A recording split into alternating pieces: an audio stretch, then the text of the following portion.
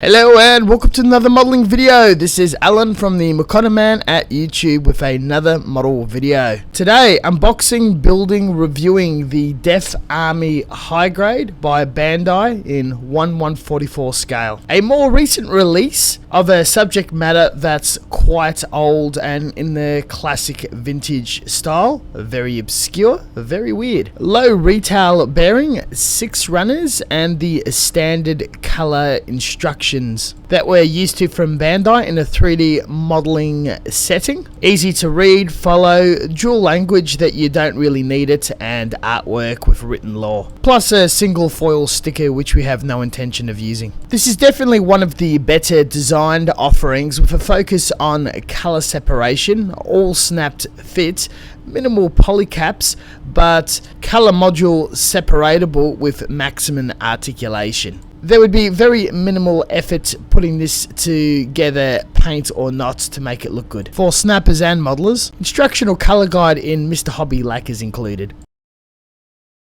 I purchased this kit second-hand during my 2020 trip to Japan. The main goal was to purchase as many products and models to resell in my hobby shop, the Salt Mine Hobby Shop, and have as minimal stuff for myself in the luggage. I cut all the parts out and cleaned the nubs and support and sticky taped it all in a bag with just the instructions, only taking a couple of 100 grams and no space whatsoever. Once I'm done dining, exploring and doing the tourist thing on a quiet night in the hotel room, I was just doing all this cleanup in front of the television with a few beers and smokes. In true Japanese fashion, I come home and I've got this bag of parts which I need to sort out according to the instructions and snap it all together. As I would like it permanent and I'm airbrushing, it is plastic cemented, allowed to dry, and the seam filled with Mr. Dissolved putty, sanded the very next day, allowing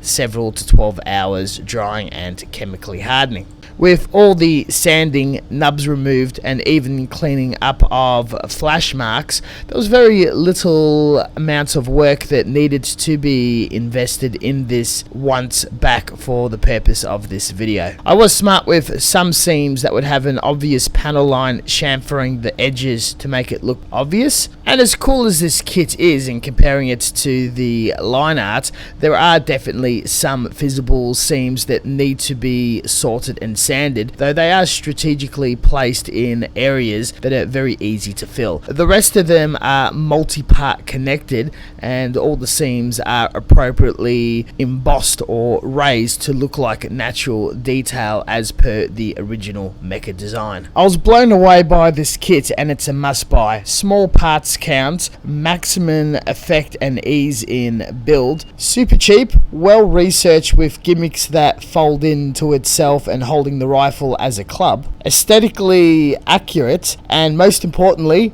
memeable. It's an unpopular unknown from a more darker and weirder aspect of the series. Found it box damaged for a few hundred yen, and I'm glad it's in my collection at almost no cost to me. I had no curveballs or difficulty. It was a very good mental and easygoing build after a few challenging modifications and garage kit resin builds. I did lose the top of the helmet as it flew across the room and re-scratch built it, however. My fault, but it looks amazing for snappers unbuilt. I proceeded to pull it apart, remove the seam putty by sanding it, and then lightly buffing the entire surface ready for surface priming, separating all the parts in colours and attaching them to alligator clips stuck in corrugated cardboard. Lots of snap pegs and supporting walls to grip into all sorts of areas for painting.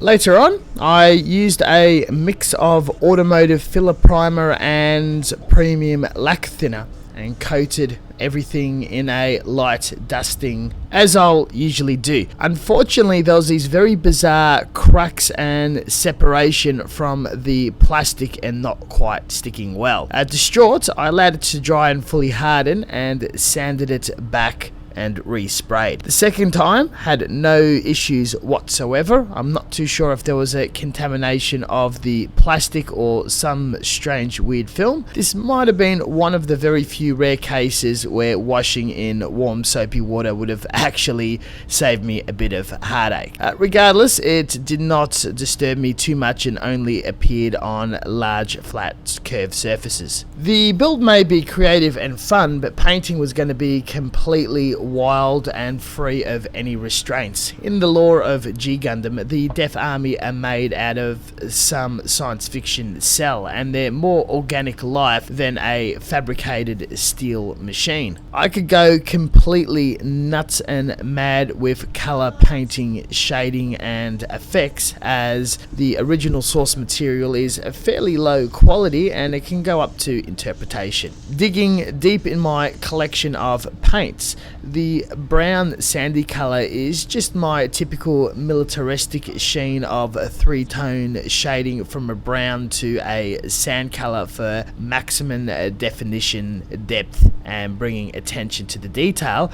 It's the highlights that is mostly special, such as the armor, the trim, all the strange metallics thrown at it, especially some of the wonderful Zurich colors. Being playful, a lot of the darker colors was panel line washed in greys, the standard areas your normal black with accent color. Once dry and hardened, throwing all caution to the wind with pearlescent, getting the crystal color red and caking it with 3 fairly thick coats to give it that red menacing aura feel to it. Very Saturday morning bad guy cartoon feel that you'd get from a comical villain. With the vast collection of everything from obsidian to a dark metallic brown, it all blended very beautifully. Just a case of plucking paints out and having a look at it. Whatever felt good and gave me that tingle of fun to throw at this plastic. Allowing a full week to dry and chemically harden as it wouldn't